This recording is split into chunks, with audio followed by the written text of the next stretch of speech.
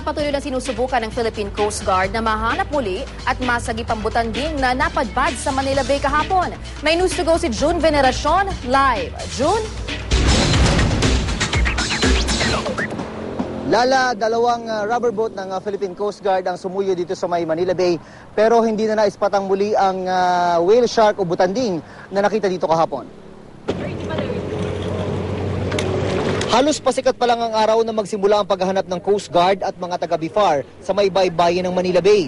Sa lugar na ito nakita kahapon ng isang sugatang butanding na lumalangoy mula alas 2 ng hapon hanggang bago mag-alas 6 ng gabi. Itinuloy ngayong araw paghahanap para gamutin ang sugat ng butanding, ang pinakamalaking isda sa mundo. Karaniwan daw nagpapakita at lumulutang ang mga butanding mula bago sumikat ang araw hanggang alas 7 ng umaga. Ganito raw yung kanilang normal behavior sa paghahanap ng pagkain. Kaya ganoon na lang ang pananabik ng mga kasama naming miyembro ng Philippine Coast Guard na makita muli ang isda na nagpamangha sa kanila. Kahapon lang daw kasi ang una nilang beses na makita ng isda na 5 metro ang haba. Parang nakaka-amaze po. Natutuwa din sir kasi ngayon ko nakita na ganun kalaking isda sir. Pero hindi na muling nakita ang butanding. Paniwala ng mga marine biologists, magandang sinyalis ito dahil ibig sabihin ay malakas pa ang butanding at malamang ay lumayo na sa baybayin. Manageable naman yung sugat nila, hindi naman siguro sila mamamatay. Ngayon kung pag grabe talaga, makikita mo mahinang-mahina sila. Normally talagang sila mag-surface lahat, pupunta sa tabi.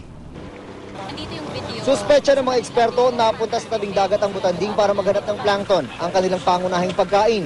Maaring nasugatan daw ito habang naghahanap. Kaya naman daw mabuhay ng butanding sa isang polluted area gaya ng Manila Bay.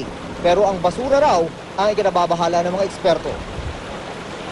Kailangan ang problem na natin kung makakakain sila ng mga basura mga plastic yun ang karamihan ng cause ng death nila Basura din daw ang kinamatay ng butanding na napadpad sa Manila Bay noong 2009. Ito ay base sa nakuhang mga plastic na basura sa loob ng tiyan ng butanding nang buksan ito ng mga taga-BIFAR. Kasi ang butanding is listed under CITES as endangered na. So ito yung mga yabang dagat natin na kailangan pangalagaan kasi kung natin pangalagaan yan, baka yung mga next generation ng mga anak natin makikita na yung butanding sa picture na lang. Kaya ganun daw kahalaga na pangalagaan kahit isang butanding lang ang makita.